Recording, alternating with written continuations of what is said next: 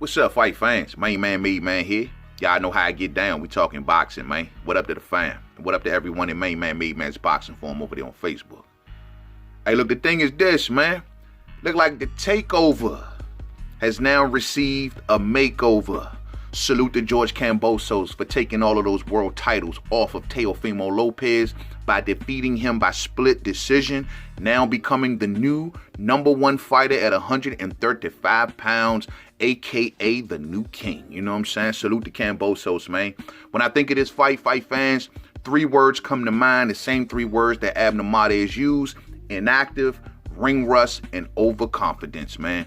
You know, the thing is, fight fans, going into this fight, the one thing I was afraid of for Teofimo Lopez was the fact that he's the #1 fighter at the class. So everyone is going to be coming at him, and everyone is going to give their best performances against him. Now, at this time, everyone, and they're going to be hungry for him. So he's going to have to approach now fights as fighting as #1. Most importantly, he cannot let the glitz and glamour and the pressure of the boxing fans affect him. And so I was wondering that going into this fight. Now, when I look at this fight, you got Teofimo Lopez coming out in round 1, attempting to jump on George Kambosos, which I thought was a bad strategy. I thought that he should have filled out Kambosos for the first couple rounds and then turned up the level of intensity. Now, he jumped out there, jumping on George Kambosos, coming out swinging hard shots. And this led to George Kambosos landing a solid overhand right towards the end of the first round, dropping Teofimo Lopez, which was a surprise to all boxing fans because we saw Teofimo Lopez as the bigger, stronger fighter. Now, the thing is that's so funny about that fight, fans, and this looks real funny, and somebody gonna have to explain this, is the fact that 2 of the 3 judges gave that first round to George Kambosos by a 10-9 round. Normally, when you have a knockdown in a round, it's a 10-8 round, such as when Teofimo Lopez knocked down Kambosos. I believe in the 10th round, they gave it a 10-8 round, all 3.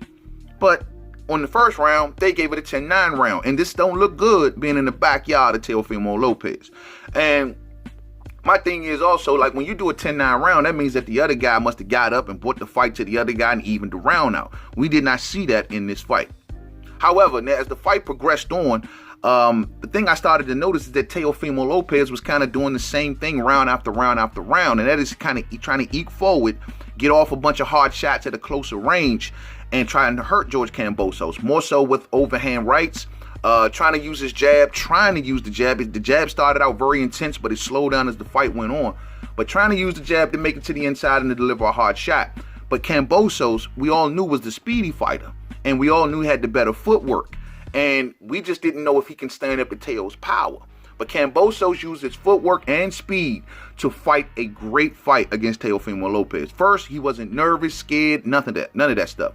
He kept a cool head even while he was bleeding and cut. He fought the fight in the middle of the ring. He wasn't overly retreating, just kind of switching angles and doing a lot of lateral movement and pivoting. He was hitting Teofimo Lopez with incoming shots, and Teo couldn't get off nearly as many shots as Kambosos. And Kambosos was connecting on those shots, and it was wooing the judges. He looked like the more active fighter. He looked like the guy that was dictating the pace. Once again, he wasn't retreating. He fought the fight in the middle of the ring. He did everything that he was supposed to do, and I was very impressed with the strategy of George Kambosos.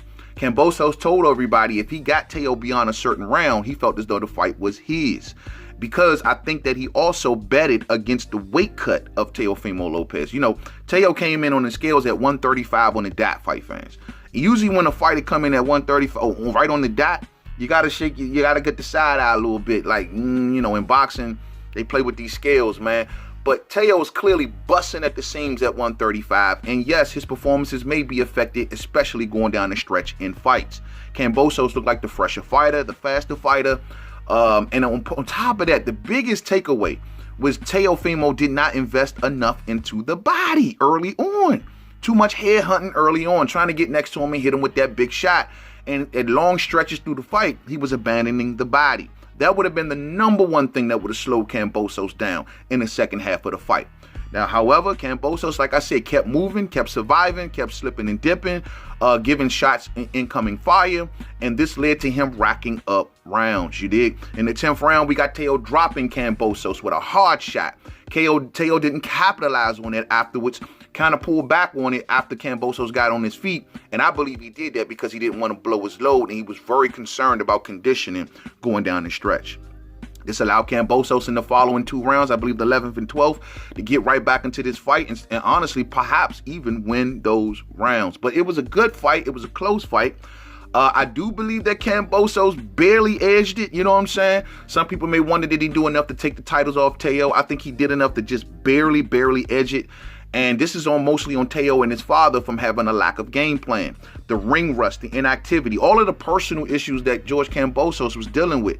He overcame those things. You dig? The having a new child born, losing his grandfather, having his fight postponed several times, you know what I mean?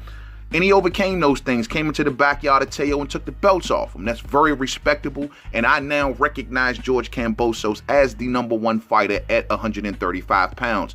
You put this win with his Lee Selby as well as his Mickey Bay wins, and I think he's #1. You know what I mean? So it is what it is, man.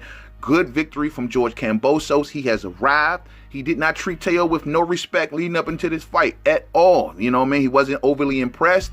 And most importantly, he didn't show any signs of fear, even coming to the backyard of Teo. Great victory. Him, Tim Tszyu, guys like Jeff Horn, who splashed on the scene with Manny Pacquiao, they have arrived. Australia is in the building. Thumbs up on the way out if you didn't hit it on the way in. Share. Rock those bells. See y'all soon on the live stream. To the next.